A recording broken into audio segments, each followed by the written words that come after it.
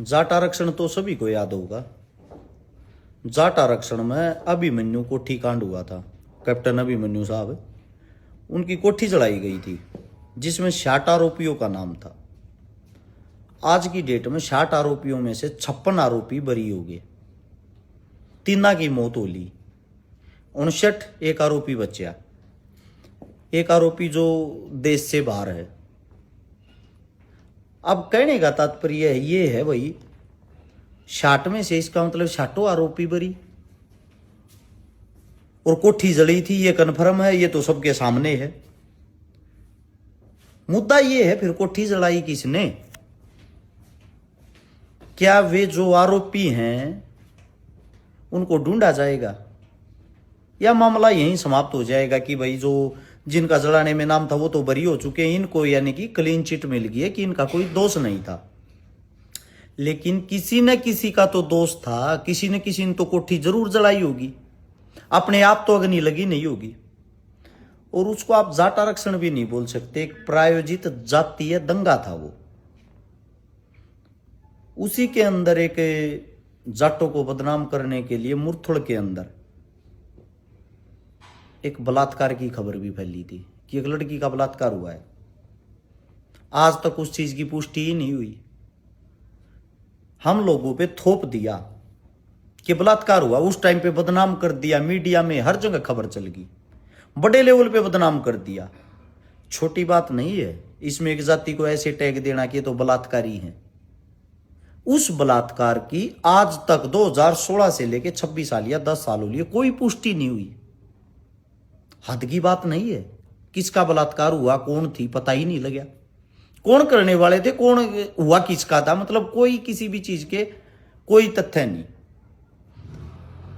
दूसरा बड़ा सवाल यह है, जितने 60 आरोपी थे इन बेचारों ने लगातार 10 साल तारीखें भुगती, मुकदमे लड़े, इनके जेब से भी 2 रुपये लगे, कई इनकी मदद करने वाले साथे भी आए होंगे, कई वकीला ने मदद करी होगी।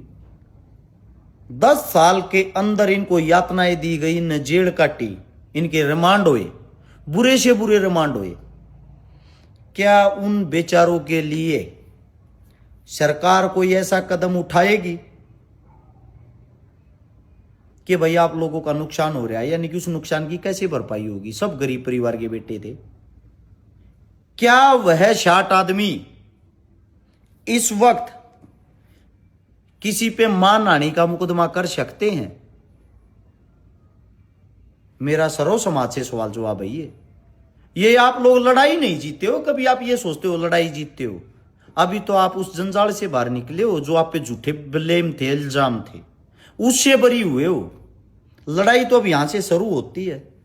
आप लोगों ने जेल काटी है, आप लोगों ने इतनी मुश्किलें झेली है, दुनिया की नजर में आप लोगों को एक बहुत बड़ा क्रिमिनल बना दिया। क्या उस छवि को सुधारने के लिए मानहानि का केस बनता है? अब मेरा कहने का तात्पर्य यह है, इसके पीछे का सारा षड्यंत्र क्या है? कृपया करके सरकार से विनती है, गुजारिश, इसको क्लियर करे। क्लियर ऐसे हो सकता है ये 60 आदमी जिनके नाम थे, जिनके नाम से पर्चा था, वो तो बरी हो चुके हैं, उनका तो कोई दोष है ही नहीं। हमारी कौम के ऊपर ये थप्पा लगा था। हम अब ये चाहते हैं अपराधी कौन, उसको भी तो पकड़ा जाए। कोई ना कोई तो अपराधी जरूर है। मैं गलत कह रहा हूं या सही कह रहा हूं, नीचे आप कमेंट में अपने विचार भी रख सकते हो। अगर वीडियो अच्छी लगा है, सही लगा है, तो इसको शेयर जरूर करें, क्योंकि वो दुख, वो तकलीफ हमारे अंदर आज भी है। वो इस मारे है, एक कम्युनिटी को बदनाम करने के लिए उनके ऊपर इतने अपराध जो जड़ दिए, उन अपराधों से अब वो कम्युनिटी के आदमी बरी होने लग रहे हैं।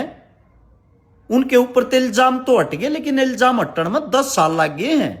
किसके बाहर जाकर हो वे बेचारे, जिनके घरिया का नाश हो लिया इस चीज में, जिनने अन्य जाति के साथी दुश्मन की तरह देखे थे कि तो घर जलाने वाले यार, आज वे बरी हो गए। ये किन किन जागने बताओगे? देखा भाई हमारा कसूर नहीं था। एक जात पात का इतना जहर घोल दिया, ये जातीय दंगे का षड्यंत्र करा के इसके बीच में, उसके पीछे का ओरिजिनल दुश्मन कौन है? सरकार से विनती है इस चीज को क्लियर किया जाए और जो अपराधी उनको तो पकड़ा जाए, क्योंकि ये तो निर्दोष पाए कोठी अपने आप तो आग लगी नहीं होगी, किसी न किसी ने तो ये कांड जरूर किया होगा। इसके पीछे की साजिश क्या है, कृपया करके उसको क्लियर किया जाए। धन्यवाद।